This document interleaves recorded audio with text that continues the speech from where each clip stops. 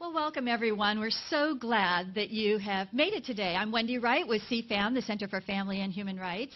And so very good to see a large crowd here on a Thursday afternoon, the second week of Commission on the Status of Women. The psalmist, who is one of the greatest poets of all time, said, "I am fearfully and wonderfully made. Your works are wonderful," speaking to God. Our bodies are works of beauty, inside and out. And our wonder multiplies when it comes to reproduction, which is a clinical term that mainly means where babies come from. Yet, for all the attention paid on women's bodies by media, by men, by women of ourselves and of other women, few of us really understand our bodies. What does reproductive health encompass? Does it mean the right to a child? For those having trouble reproducing, what are their options? We will hear today from a pediatric nurse turned film producer whose documentaries show the ugly side of a multi-million-dollar fertility industry. And we will hear from a doctor who has helped women truly understand how their bodies work and how to work with their bodies rather than against when dealing with fertility.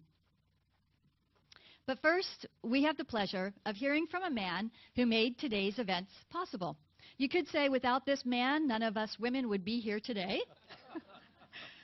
Bernardito Alza is the Apostolic Nuncio and Permanent Observer to the Holy See to the United Nations. He has served in Madagascar, Bulgaria, Albania, Haiti, and these last 2 weeks during the UN Commission on the Status of Women, he arranged several events like this one to highlight the great work of women who are giving their lives to serve the poor, the young, the needy, the vulnerable.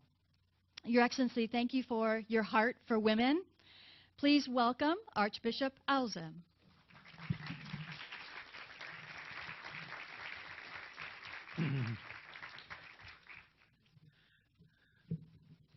Thank you, Wendy, for such a wonderful introduction, I should say.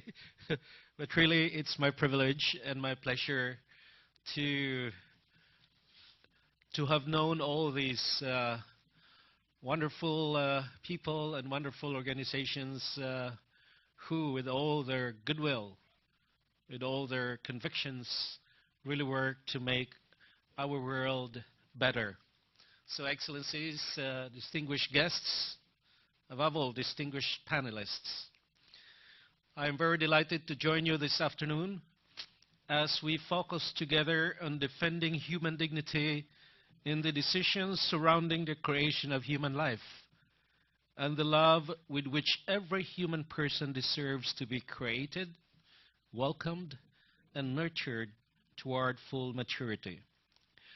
That so many people use the expression human dignity in the discussion of human rights is a very good sign of progress in the ethical dialogue among persons and nations.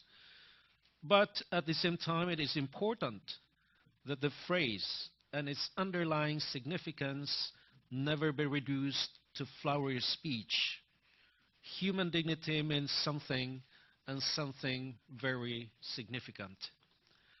When we speak about human dignity, we are referring to the intrinsic worth of every person, no matter what race or sex, no matter how young or old, strong or vulnerable, healthy or handicapped, wanted or unwelcomed, economically productive or incapacitated, influential or insignificant. All these are external elements to what human dignity really is. Every human person has this dignity by the very fact of being human. We bear that dignity from the moment of conception. Human dignity is not something that we acquire when we reach a certain size, birthday, or mental ability.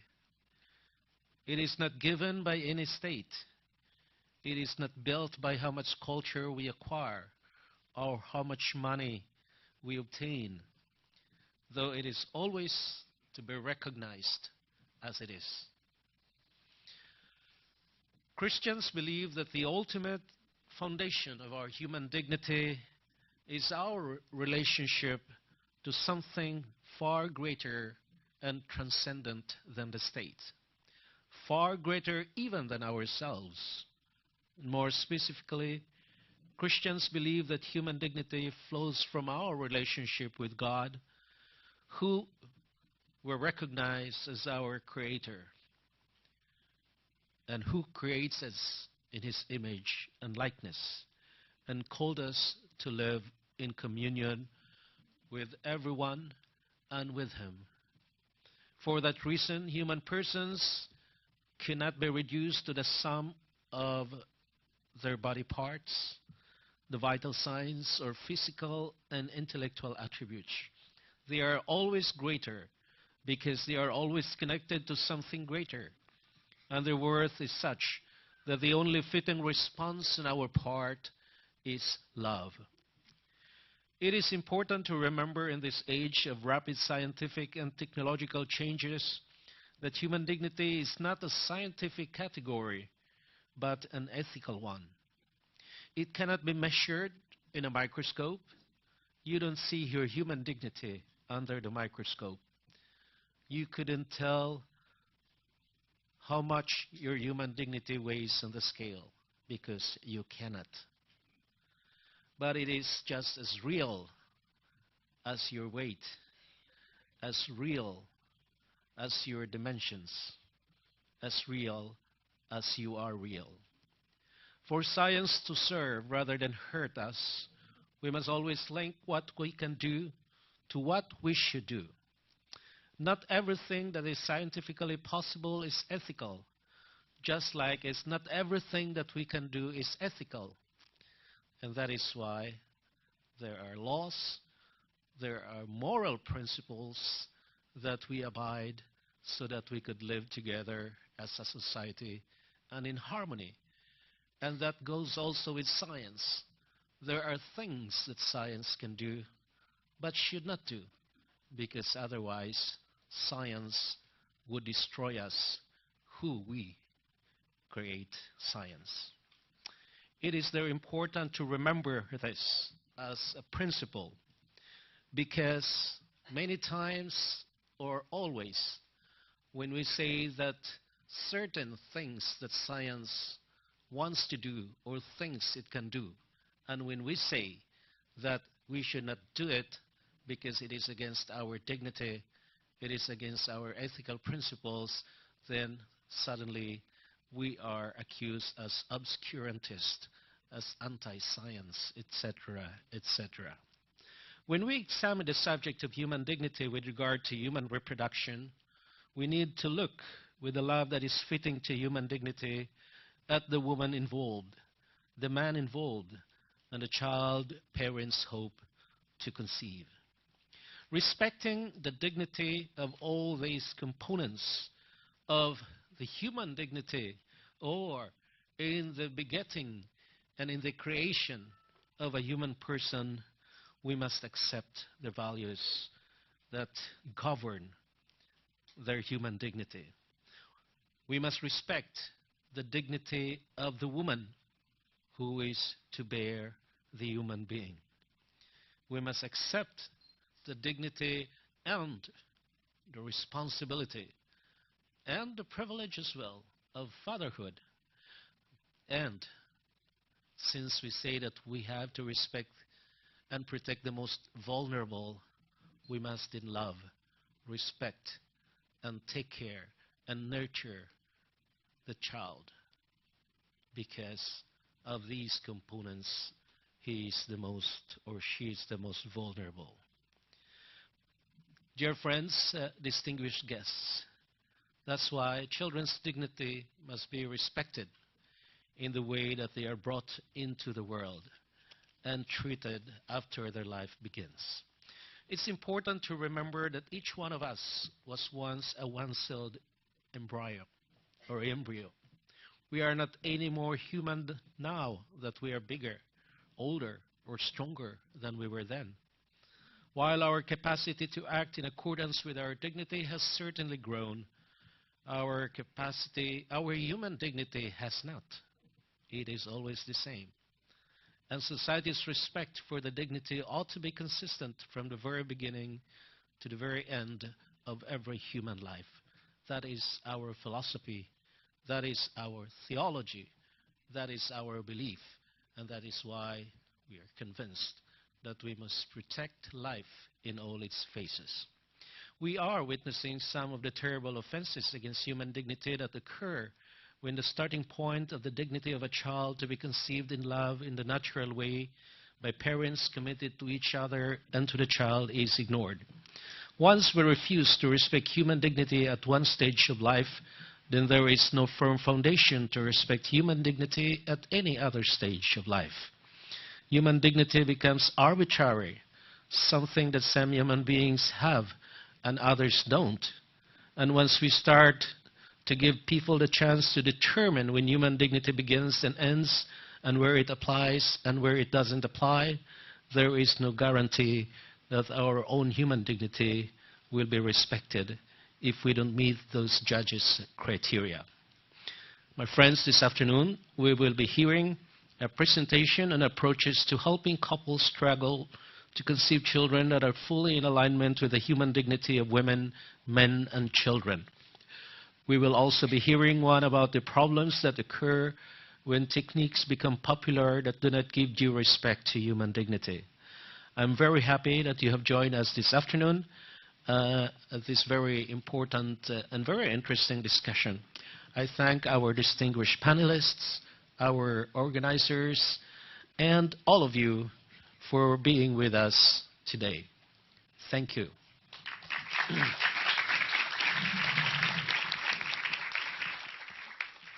Thank you, Excellency. Jennifer Lahl was a pediatric nurse for 20 years, and she saw patients caught in the real-life consequences of assisted reproduction or third-party reproduction.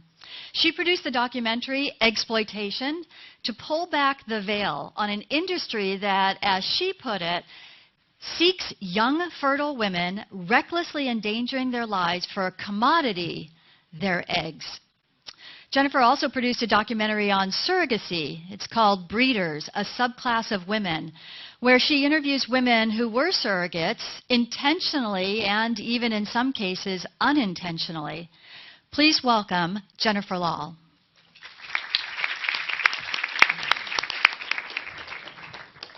Thank you very much, Wendy. And I'm so honored and privileged to be invited to address you all today. And I'm thrilled to see so many young people in the audience. That is a great encouragement to me.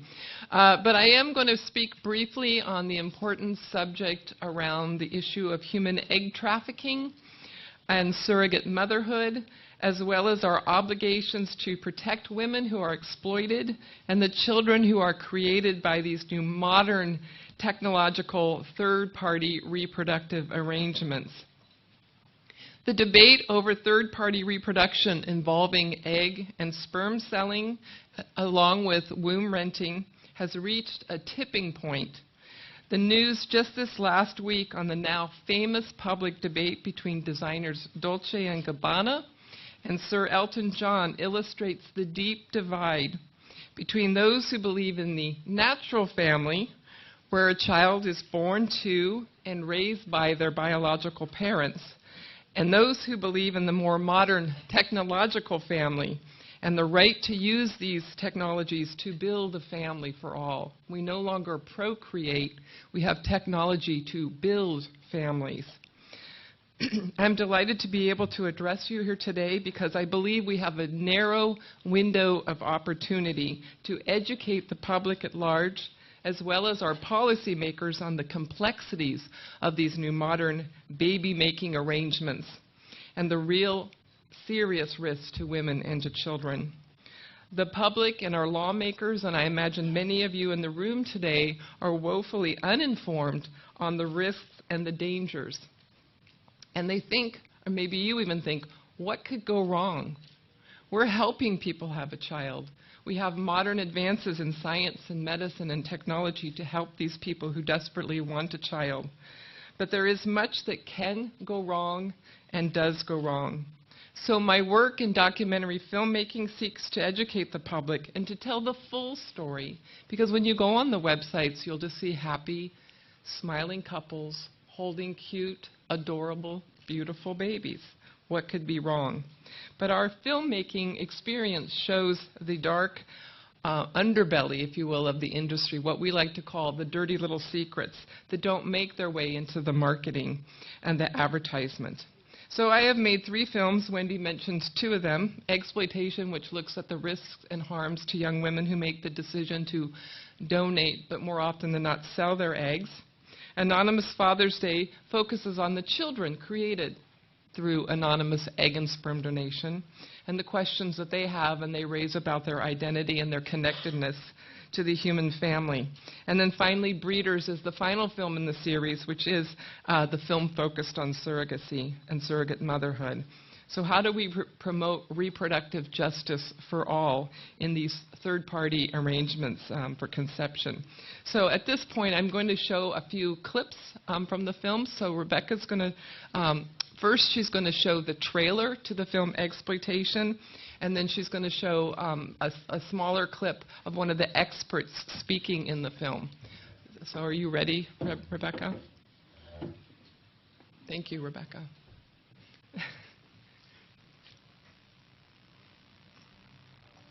And we see young women being looked at as a market for eggs. If you're tall, attractive, physically fit, and have a desire to help, and what person doesn't want to see themselves that way?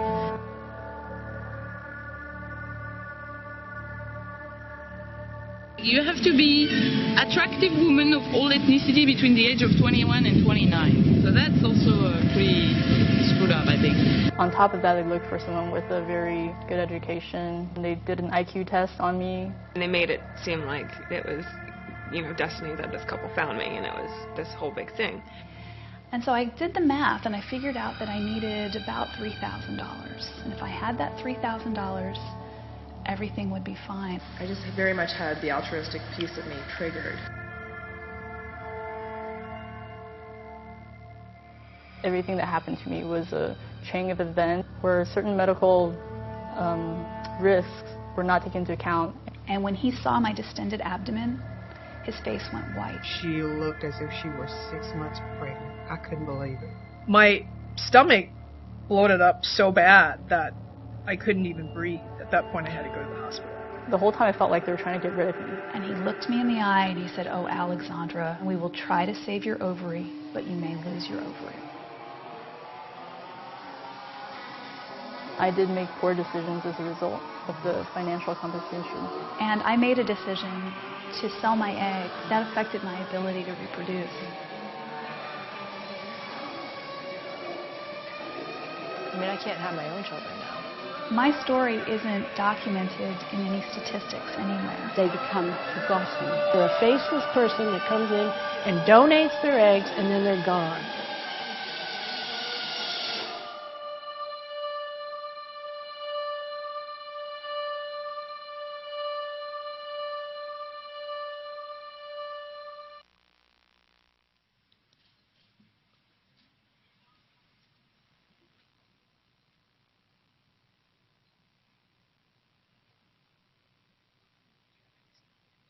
Is it coming? You were going to show the Suzanne Parisian one next? Sorry.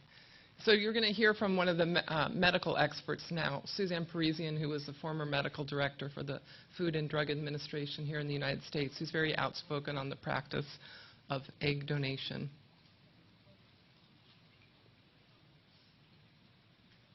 Do you have it? I mean, there's nobody saying how many of those girls go on to have complications or problems. I mean, she is like nameless. She doesn't appear anywhere. She doesn't appear in the medical literature. She doesn't appear in any kind of tracking or government oversight. She is gone. The list of dangers for egg retrieval in women would include the OHSS, which would put a woman at risk for pulmonary complications, fluid imbalances, stroke, death. Then you also have the clotting issues, that you can have clotting where you can have stroke, you can have pulmonary infarcts, you can have loss of legs, you can have perforation of the bowel, you can have perforation of the bladder, you can have bleeding from hitting a major organ, you can have all the complications of a surgical procedure because you have a laparoscopic procedure. You can also have in the future, you can have adhesions, so you can have problems getting pregnant or difficulties in the future. So there's a lot of issues and safety issues that can occur from the drugs and then from the procedures themselves to collect the eggs. And when you look at the websites when they are asking for donors, volunteers, or to get paid, that information's not there. And I think that in terms of the women who are considering voluntarily or even for money donating their eggs, they need to be aware that this is not a procedure that is not without risk. And one of those risks, unfortunately, is death. I think there is not an adequate informed consent. I've seen some informed consents when they will say, well, there may be a risk of cancer. Well, you need to say the studies have never been done to see whether there is a risk of cancer. That's a different statement than saying, well, we just don't know. It's one thing to say they don't know the risk. It's another to know that nobody's going to look either. And so you're really alone whether you give your eggs or not. I think in terms of the egg donor, right now she's standing alone. She's by herself. And I want to make it so that she's not by herself, that she knows that there's risks, and that she starts networking at least so that she's not just pushed in a corner and forgotten about in terms of the drugs that are given, in terms of no care, no follow-up. They're a faceless person that comes in and donates their eggs and then they're gone. People who are not involved in the profit motive should be involved with watching out for the safety of these women so that they aren't exploited.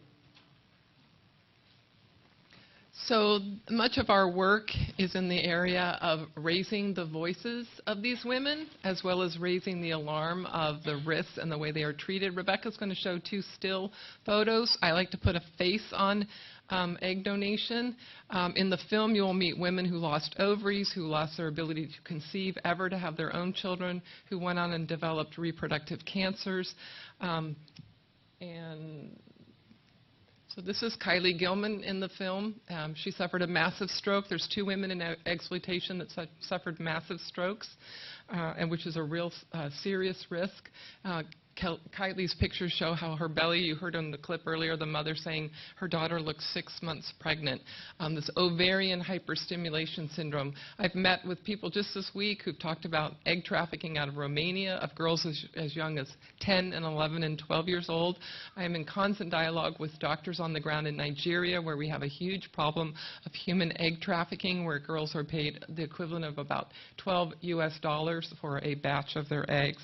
So now I'm going to move to 2 clips from our latest film on surrogacy, the issue of paying women often to gestate babies in order to sell those babies to others.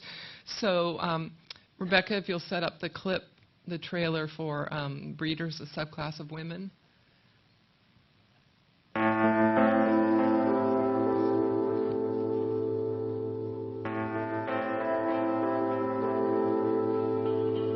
The thought that there are people that couldn't have children or that struggled to have children was just something that really touched me. My understanding was that it would be me being a stay-at-home mom and him providing the financial support for that. I had such a wonderful, beautiful experience with surrogacy that I thought, why wouldn't I do it again? We expected a happy ending. Infertility is an age-old problem. It's been with us since almost the beginning of time. A family is love. Long gone are the days where we have a mom and a dad and 2 children. As wonderful as other people might be as parents, the baby knows that that's not the mother they were expecting. Some of the pieces of the puzzle didn't fit, so it was just a relief to find out why. The babies were born 2 weeks premature. They were getting ready to walk out of the room, and I said, please, can I please see him? When I was going to visit the babies, one of the hospital social workers showed up. She said, I understand we have a surrogacy situation here. In many jurisdictions, there's no law at all that speaks to how to resolve disputes that arise in the context of assisted reproductive technologies. There are so many other people involved. It is not just her uterus that she's renting, it's her entire body. Having to try to find a way to build a family outside the normal channels is very stressful for everyone. It's very difficult for us to stand in judgment. It's important that we listen to and hear these stories. Most of the consideration within surrogacy is towards the adults and what they want and what they're looking for. This child's foundation of existence is a contract, an agreement, and more often than not, money. That's not in the best interest of a child. I do believe it can be a wonderful, beautiful thing, but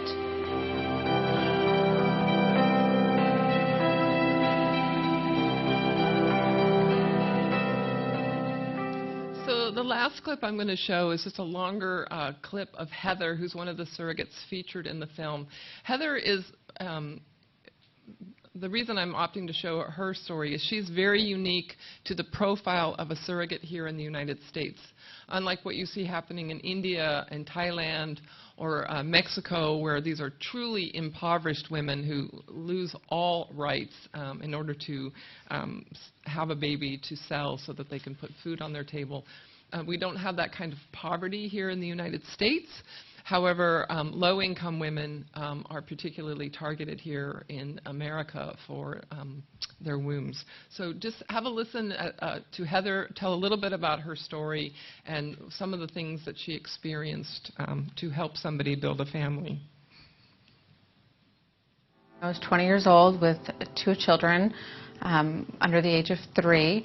And I either had the choice of working 2 jobs and trying to support my kids or helping another family experience the joy that I was experiencing. I thought it was just the best of both worlds to be able to be the one to raise my kids and stay at home with them. I got online and saw that there were websites where you could post your own advertisement as a surrogate, and there were a lot of other ads out there, and I just kind of threw one up there and to see what would happen.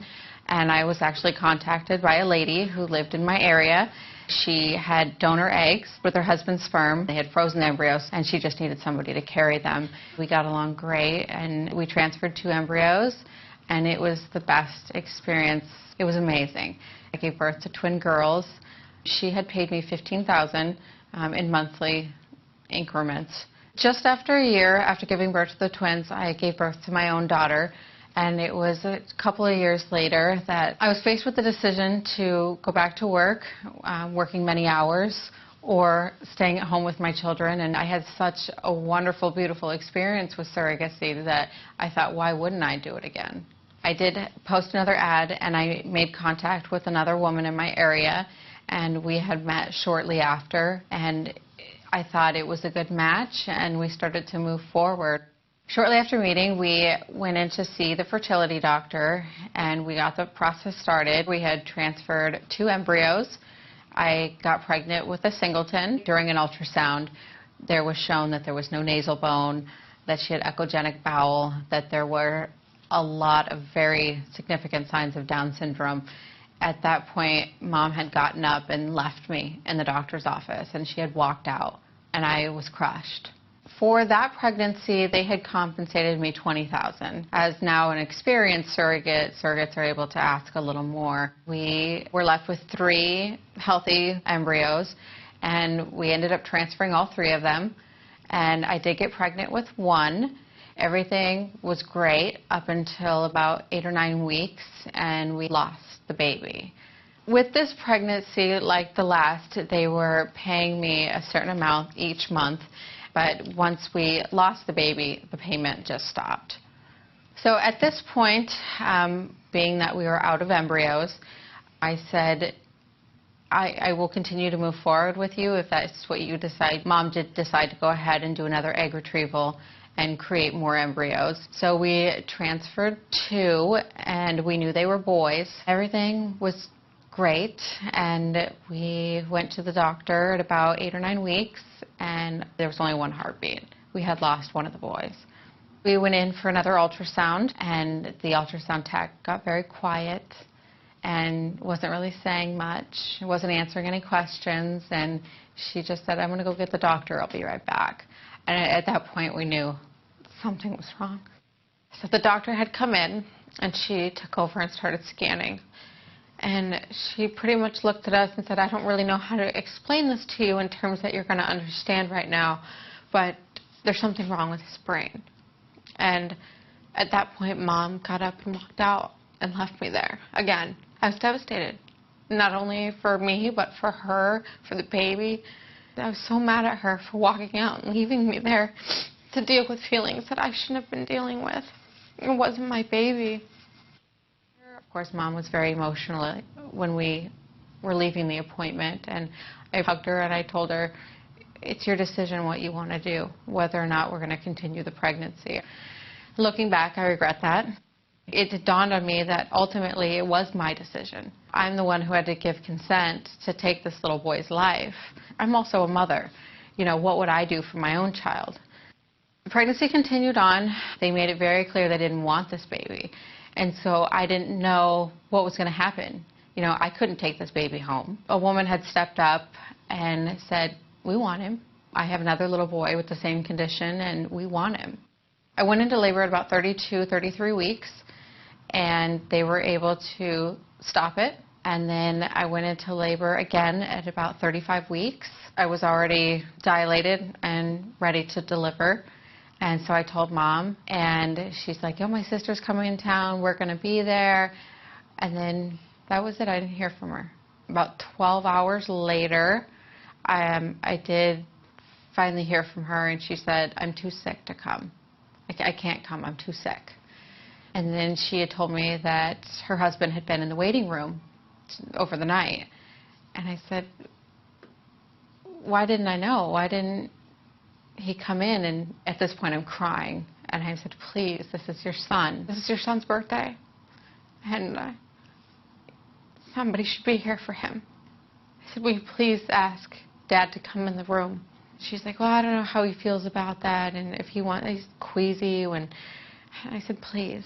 And so Dad did come in the room. I was very upset. I was angry. And I was so sad for this little boy. I did convince Dad to stay in the room during delivery. And Dad cut his cord. They took him over to the warming table, and they cleaned him up, and they were getting ready to walk out of the room. And I said, please, can I please see him? And the nurse had picked up the baby and brought him over to my side and just held him up. And I about jumped out of the bed trying to get a look at him. And that was it. I walked out. I have never seen or heard from them since. I think about him every day.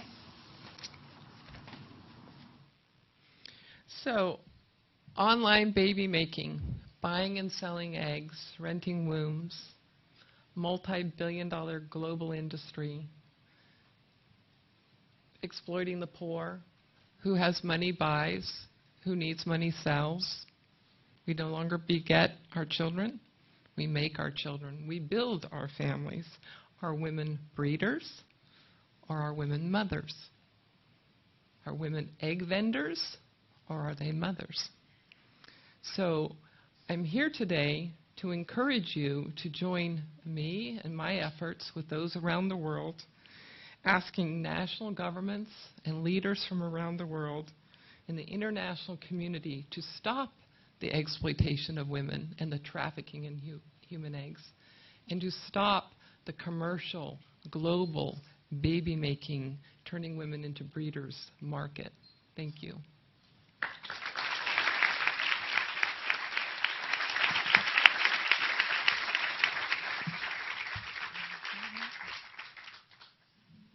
Good afternoon. My name is Louise Lahl, and I'm a teacher trainer of the Billings Ovulation Method.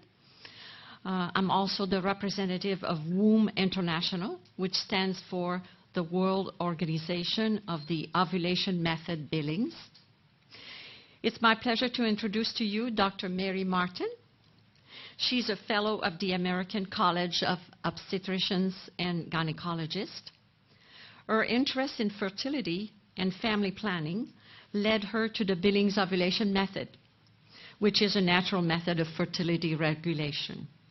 Dr. Martin teaches her patients the Billings Ovulation Method and uses her clients' charting in her clinical practice.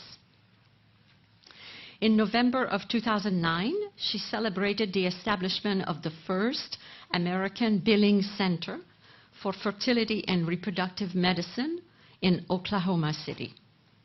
She's a specialist consultant to Womb International and also to the board of BOMA USA, which is the Womb's American affiliate. Clara Urias, who is at the table here at the extreme right, represents Womb's USA. She is the president. Dr. Martin is a fellow with the Reproductive Health Research Institute and the research arm of the Fertility Education and Medical Management, also known as FEM. Dr. Martin will talk to us about the successful treatment of infertility using the science of the Billings Ovulation Method. Please help me give a warm welcome to Dr. Mary Martin.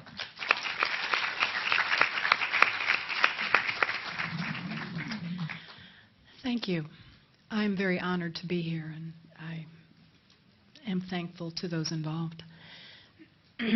That was very sobering. And I would like to lift the mood a little bit, because what I have to talk to you about is so very exciting and very joyful. And that is that our bodies are so wonderfully made that fertility does not have to rely on artificial means. For one thing, this is my 20th year in practice, and when I have new patients come to see me, I will ask them what their diagnosis of infertility is. And in general, they don't know.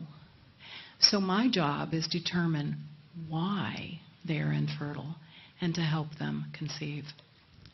I have a slide presentation, and unfortunately it's at my back. So I have no financial disclosures, and please go to the next slide. So what is the definition of infertility? Now remember, I had to write this, so maybe may I do this so that I can see? The standard definition of infertility is the failure of a couple to achieve a pregnancy within 1 year's time. And what you see there, the large black shape, of course, is the intrauterine pregnancy. And the little round ring is called a yolk sac.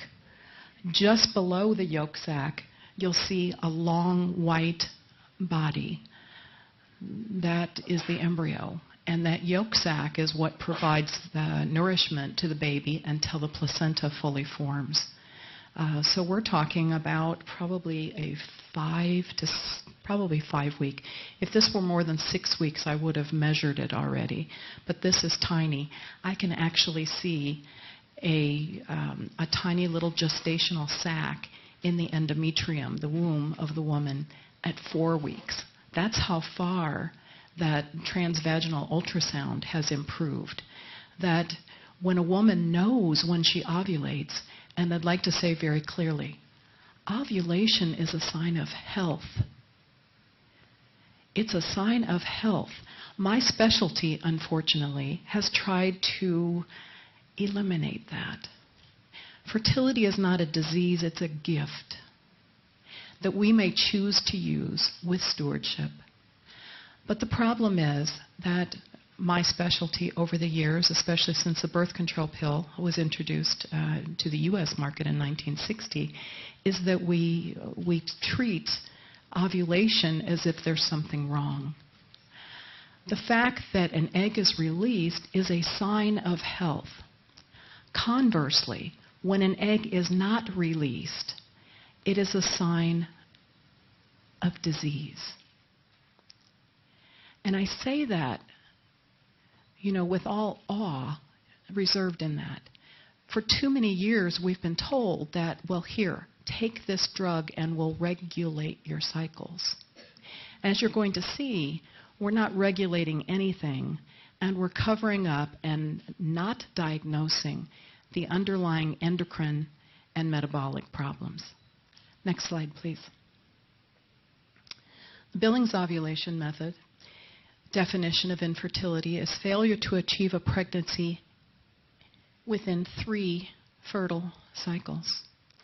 That's a big difference, particularly if you're 37 or you're 43, and you've been told by someone that you should come back in a year if you haven't conceived, without anyone ever trying to diagnose why you haven't conceived to this point. You see between the two asterisks, there's another baby. That's about as early as I can measure on my transvaginal ultrasound.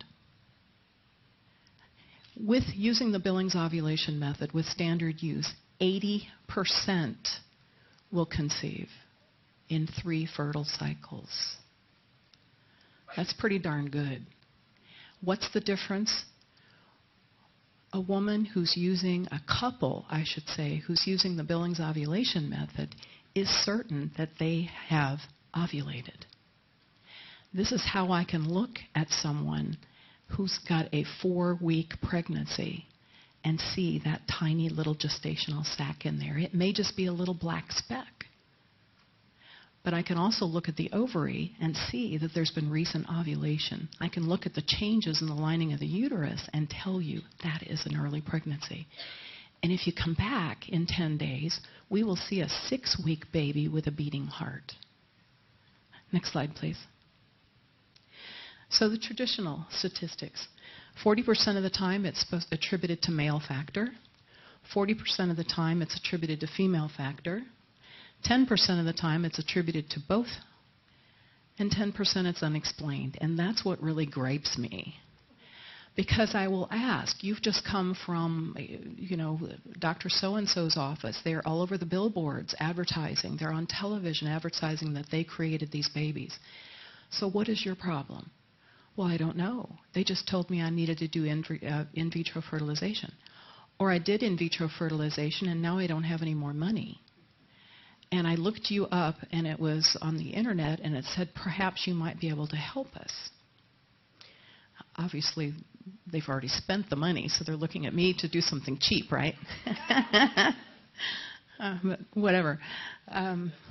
We are going to diagnose the underlying issue, and whether they subsequently have a baby or not, she's going to know what the problem is when they walk out of my office. Next slide, please. Okay, so anovulation. Typically, it's endocrinologic and metabolic causes, and I'll go into that more in just a minute. Tubal factor, I mean that there has been tubal injury. A previous ectopic pregnancy in which a pregnancy has occurred not in the uterus but in the tube, that may damage it. Previous infections, sexually transmitted infections and so forth. Other surgical injuries, gunshot wounds, no matter what it is, those are things. I have one patient who had a hernia operation as an infant that basically damaged her right tube. She's pregnant with her second one, by the way. And there was a little trick to that. She couldn't conceive until we took her off gluten. But we'll get to that. Uterine factor, uterine malformations, cervical stenosis, which is scarring of the cervix, possibly from previous procedures, including terminations, and uterine pathology. Next slide. Hysterosonography. What you see up there, and this is not the best cited slide, the black puddle at the very top, it's kind of an ellipse. Here, wait a minute, I have this wonderful piece of technology here. There you go. See this? Okay. I have infused through the cervix, I've put a little catheter, and that's sterile saline. And what I'm looking at, here I've measured the thickness, the single thickness of the uterine cavity. When I do this, I can determine if there are polyps, fibroids, or abnormalities in doing this. So this is called hysterosonography. It tells me if a postmenopausal woman comes in and she, now is 63 and suddenly has bleeding, without having to take her to the operating room, I can determine if I need to put a scope in her to take something out of her uterine cavity. For a younger woman, it tells me, is the uterus the proper shape? Is there anything growing inside that may be a problem? And certainly that the cavity is shaped normally. Next slide, please.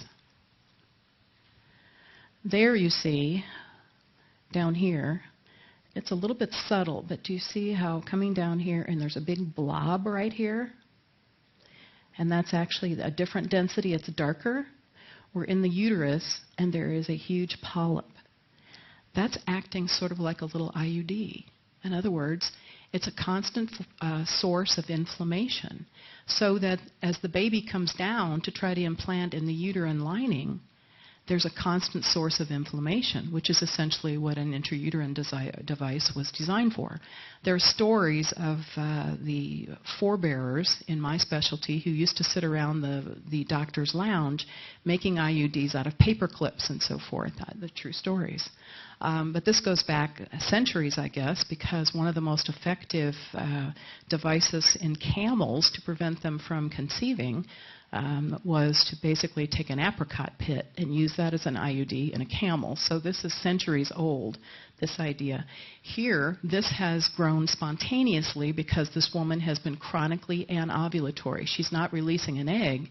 Therefore, this blob, which is basically tissue, either the lining of the uterus which is overgrown or sometimes even a fibroid, a muscle tumor, has now invaded and is preventing a baby from implanting there. Next slide, please. There's a fibroid. The last one was a polyp. This is a fibroid. Same idea. Next slide.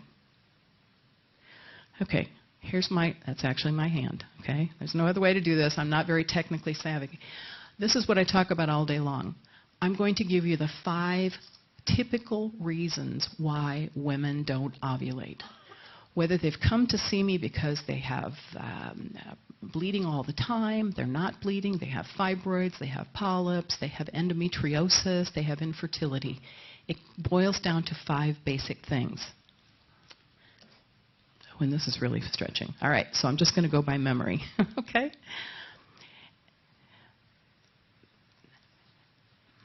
Insulin and glucose.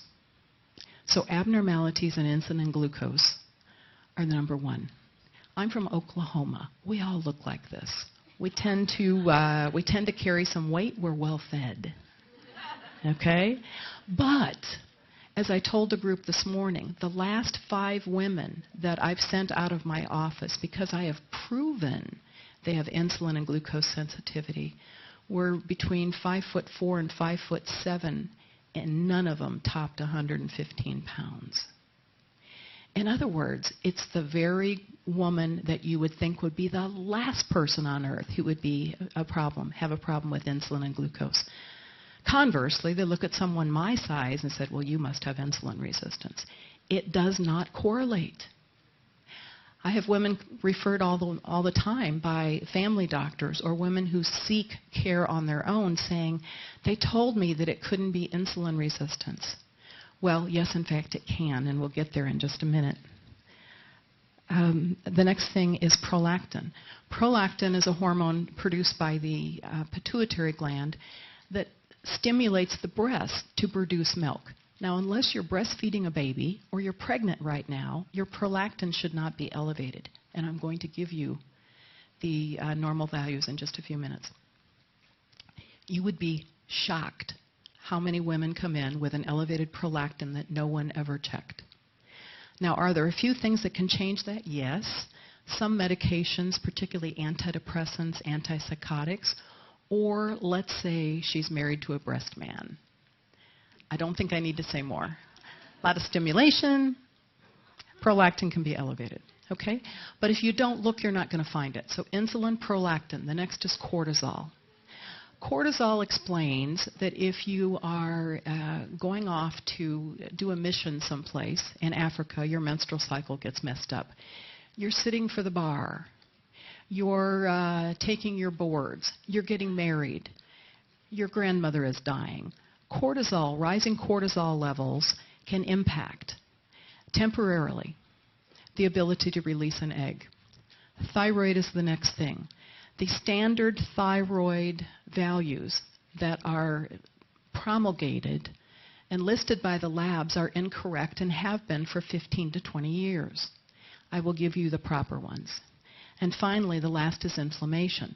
Now, if you don't release an egg, you have chronic high estrogen levels. The lining of the uterus responds to this, and so more tissue is produced. Therefore, what goes up must come down. When the hormone levels decrease and she finally does have a menstrual period, it's going to be heavy and clotty and painful for various reasons. Okay? So, the excess estrogen is in itself pro-inflammatory. If it can stimulate vessels and glands in the lining of the uterus, it can also stimulate endometrial tissue, uterine tissue outside the uterus. I'm speaking of endometriosis, of course. Endometriosis are cells that are designed to be in the inner lining of the uterus to support a pregnancy, but get outside the uterus for various reasons. I've seen it in the liver, I've seen it in the lungs, I've seen it in the knee, the belly button, the gallbladder, you name it. So, high circulating estrogen levels also cause the glandular development wherever it happens to be. So the answer is, if ovulation occurred, there would only be a limited time period for these cells to be stimulated. My specialty, unfortunately, is less concerned about that. Now we're burning the lining of the uterus, burn the bejeebers out of it so she doesn't bleed, and everybody's happy, endometrial ablation. Or we're prescribing pills or IUDs so that women don't bleed at all. Again, they have no idea whether they ovulate and therefore whether they're healthy. Next slide, please. That is a polycystic ovary. That's a classic view. You see the little follicles. These follicles have been selected. They are producing estradiol. Do you see something else? They're all roughly the same size. So there's various folks out there that have tried to classify polycystic ovaries, and I know there are numerous women in this room who would say, wow, I've been diagnosed with that. Polycystic ovarian syndrome is not a syndrome at all. It's a temporary reversible condition wherein the follicles get arrested in their growth. They're all cranking out estradiol here. What's happening to the lining of the uterus? It's being stimulated. But there's something else that's really unique about this, and that is outside of every one of these clusters of cells, there are more cells outside of these called the theca cells, and those are producing androgens. Androgens are the precursor for the male hormones. So instead of this follicle ripening, getting bigger and bigger, you see there's follicles all the way around this, a dominant follicle should take at least half of that ovary. You're going to see one in just a second here. Please go to the next slide. That's a post-pill ovary. Now I like to call these chocolate chip ovaries. Why? Well, they look like a chocolate chip cookie. Think of it, the chips in a chocolate chip cookie. Now remember, I'm from Oklahoma. We like things simple. All the chips in a chocolate chip cookie are the same size. Okay? So that's what's going on here. And is it simply because she's just off the pill? Probably not. She probably went on the pill because she was having irregular cycles and wasn't ovulating to begin with. Next slide. These are the hormones of the menstrual cycle, which I'm basically just going to skip over. You were expecting a slide like this, right? At any rate, we're not going to go through that in depth because there just isn't time. Next slide, please. There is a dominant follicle. Do you see how different that is from the pictures I just showed you? You got these little bitty things that are all about the same size. Okay, so instead of those little black fluid spaces filling up with estrogen, they're gradually producing more testosterone, which is stopping all of the follicles from progressing. So they're all lined up like a little string of pearls. Okay, meanwhile, what happens to her? Well, if she's got a lot of dihydrotestosterone in the skin, she starts sprouting hair where she doesn't want it. Lip, chin, around the nipples, lower tummy, inside her thighs. In fact, if you look at women with a history of irregular cycles, and you look at their, and some of my gals actually shave their forearms, if you've got hair you can comb one direction, that's a clue. Wow. Same thing with acne. So instead of giving women birth control pills, and do you know how birth control pills work with hyperandrogenism, the excess androgens we're talking about? It simply causes your liver to make more sex hormone binding globulin.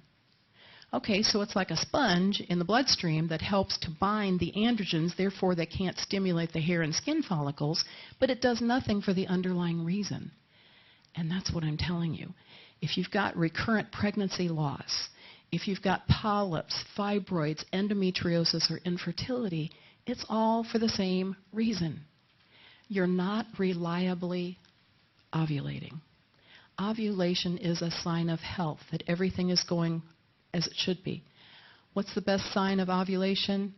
If you do the Billings Ovulation Method, you'll never spend a penny on ovulation predictor kits because they're not accurate.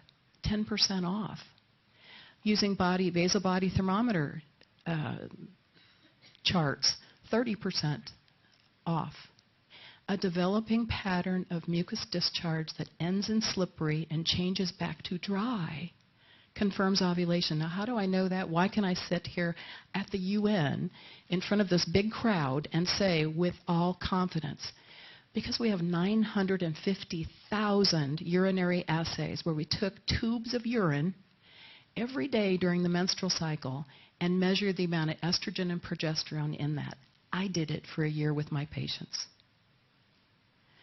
After I was done with patients for the day, delivering babies, the pager was going off, the phone was ringing, whatever was going on, I was doing those samples. And I have a tiny, tiny little aliquot of samples compared to what everybody else has done for the past 60 years.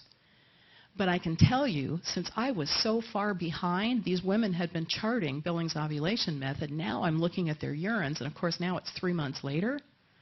That's a nice little study, because I can't correlate. There's no investigator bias on that.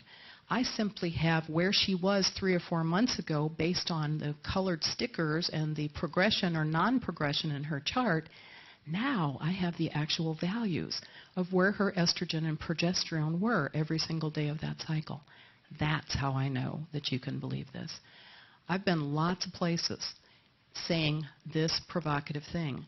There is never a reason to use a contraceptive pill or device to control a gynecologic disorder.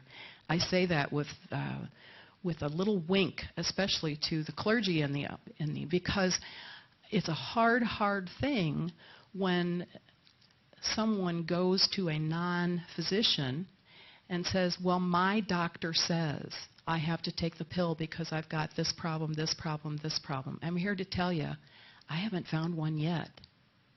This is 16 years now. There is no reason ever to give a woman a birth control pill to fix a gynecologic problem. It covers up the underlying endocrine or metabolic problem, leaving her to develop these problems unabated or to compound themselves as time goes on. Next slide, please. Cervical mucus. I've mentioned mucus. It's very, very important. Turns out there's actually 4. The world expert on cervical mucus is Dr. Erik Odeblad, O-D-E-B-L-A-D. He's a Swede. He was nominated for a Nobel Prize 8 or 10 years ago now in nuclear magnetic resonance, which is MRI. Okay? Erik has defined that there are times, most of the time, in fact, the only time there's potential for fertility is 96 hours during a woman's whole cycle. And it comes to this. Just like salmon have to swim up the stream to spawn, sperm have to have a little river of mucus. No mucus, they all flop there dead on the beach. Okay? Can't go anywhere. And so knowing, and this is for the men in the audience, since you don't expect anything like this, experience anything like this, it's like when your nose runs. If your nose is running, you can feel it before it drips, off the end of your nose, right? Well, a woman can detect that there's something going on. So, in essence, it's this. Just like when your nose runs when you're getting a cold, when a woman's estrogen rises because she's possibly fertile, her vagina runs. She feels it. It may feel like a little bubble escape. When she goes to the toilet and wipes, women sit to wipe, we look. It's very natural for women to do that. It's the pattern, and there's even apps now that help you with that. If you're determined that you don't want to do stickers and you don't want to do this yourself, there are plenty of ways to do it. What I'm saying is, you don't need drugs, you don't need devices. This is free. It's 99.5% effective. That's Chinese Health Ministry data, by the way. Chinese Health Ministry. If you want to know how effective it is in preventing pregnancy or postponing pregnancy, and I've already told you that to conceive, it's 80%. Okay. It all depends on the type of cervical mucus.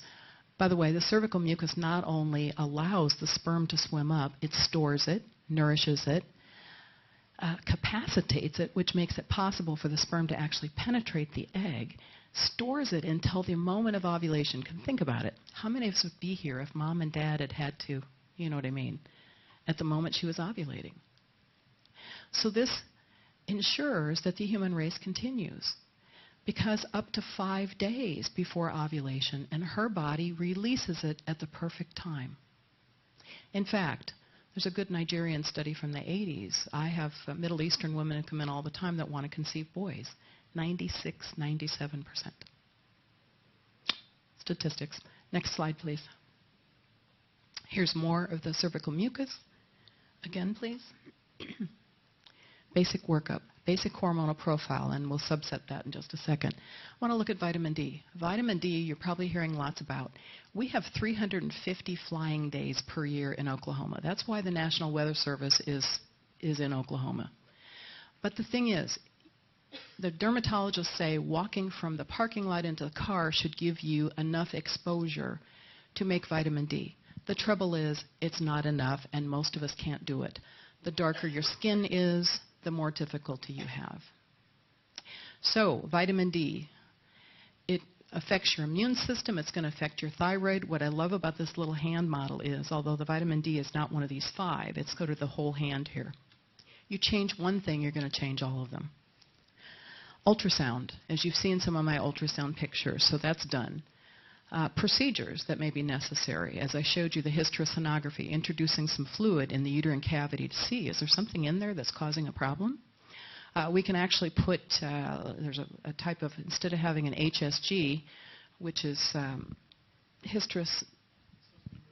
yes, I'm sorry, I'm suddenly, HSG, yes, to actually put fluid through the tubes. We can do that in the ultrasound now with tiny little micro bubbles that actually swirl around the ovary. So not only you get to see the follicles that are developing or not developing at that particular time, but you also get to see the tubes are spilling rather than having to send them to the radiology. Microscopy.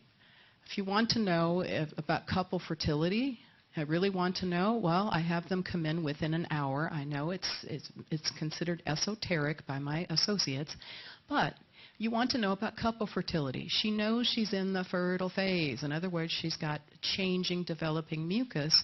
We wonder if he's part of the factor here that come in within an hour. I simply take the speculum out. It's got a little pool of seminal fluid. I put it under a microscope. High-powered field, I need to count 10 sperm per high-powered field. I see that? Cool. I know he's probably okay. I'm not asking them to do anything artificial. I'm not sending him into a bathroom with a stack of magazines. I'm not doing anything that causes a disruption between that couple and the marital embrace. Next slide, please. Basic hormonal panel, and this was with, I had actually added some things, well, not added some things, but just the references. This is data from the Reproductive Health Research Institute, Santiago, Chile. Follicle-stimulating hormone, thyroid-stimulating hormone, prolactin. We also check testosterone, estradiol, DHEAS, which is on the way to becoming testosterone, and vice versa. Sex hormone binding globulin, cortisol, and 17-hydroxyprogesterone. Why? Because if there's an enzyme defect. See, I got these 5 fingers, but I got some over here. So what do I do on this side? These are the less common ones, okay? Say she's got a tumor of her ovary. She's got endometriosis that's completely taken over both her ovaries. It's not going to function normally. Let's say she's got a benign tumor. let's say she's got what's called a dermoid or a teratoma. In other words, it's an ovary that now has hair and teeth and bone. Yeah, there are such things. It's very cool. Kind of looks like somebody's shower drain. But that is tissue that's been stimulated. It's mature tissue, but it's in an abnormal place, and that is in the ovary. Obviously, the ovary is not going to function normally if that's the case. And congenital adrenal hyperplasia and some of the more rare genetic things, okay? But the common things, insulin, prolactin, cortisol, thyroid inflammation. If you start with that, you're going to nail them 99% of the time. Next slide. Oral glucose tolerance test with insulin.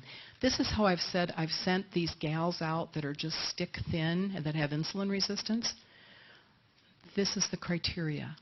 There might be some, there probably some medical people in here that, could run rings around me when it comes to endocrinology, but I'm the one up here with a microphone at the moment, so at any rate, if you're simply looking at a 1-hour glucose tolerance test, you're not going to find it. This is a 5-value test. So they're fasting, come in the morning, you check their fasting glucose, you check their fasting insulin, and you see what happens, and you would be shocked. Now, the labs don't know that you have to do it at 30 minutes and at 90 minutes. They say, we don't have any normal values for that. I've given them to you. Why? Because 40% of the time, if you miss those 2 intermediate values, you're going to miss it on either your insulin or your glucose. You would be shocked. Next slide, please. These are the normal values. If you can take a quick, those of you who have cell phones, if you need this, that's a really good idea. These are normal lab values. Again, this is courtesy of FEM and Reproductive Health Research Institute. Some things are my own. The prolactin level of less than 10. I can tell you that a gal who's been struggling to conceive, and hers is 12, we bring it below 10, and if there's no other problem, she conceives. I've seen this happen too many times. I don't write papers. I see patients. There are other people who can write papers and do research. I just see patients and talk occasionally. All right, gliadin is the anti-gluten antibody. You can get that through saliva testing. And CA-125 is a very non-specific. Every once in a while on the internet, they'll say, oh, your doctor needs to run a CA-125 to see if you have ovarian cancer. If you're a smoker, if you have fibroids, if you've got endometriosis, etc. That's going to be elevated. Next slide. This is really the end. Obviously, that's our goal.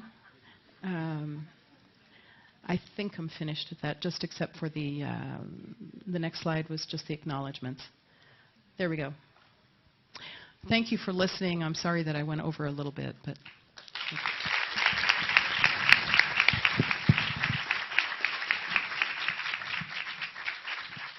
Well, we hope that this was a really informative panel for you. And I know that it was so much information you couldn't take it all in, especially for those who want to share it with those who were not here, but also who are in other countries. So very quickly, Jennifer, how can people find out more? Our website is cbc-network.org, and there's information about all of the films there. Good, thank you.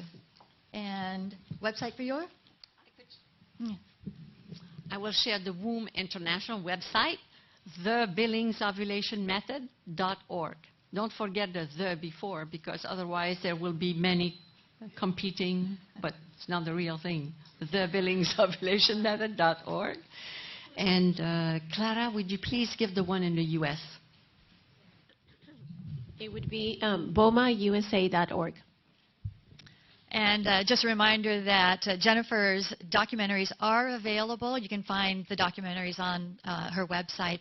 Thank you all for coming today. I'm sure that our speakers will be available to answer any questions that you have afterwards. And enjoy the rest of your time here at the UN.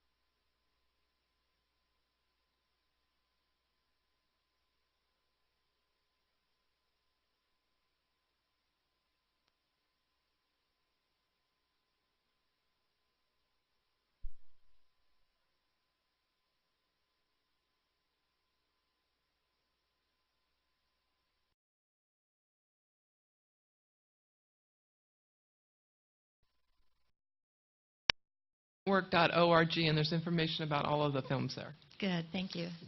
And website for your? Yeah. I will share the WOMB International website, thebillingsoVulationMethod.org. Don't forget the before, because otherwise there will be many competing, but it's not the real thing. ThebillingsoVulationMethod.org. And Clara, would you please give the one in the U.S.? It would be BOMAUSA.org. And just a reminder that Jennifer's documentaries are available. You can find the documentaries on her website. Thank you all for coming today. I'm sure that our speakers will be available to answer any questions that you have afterwards. And enjoy the rest of your time here at the UN.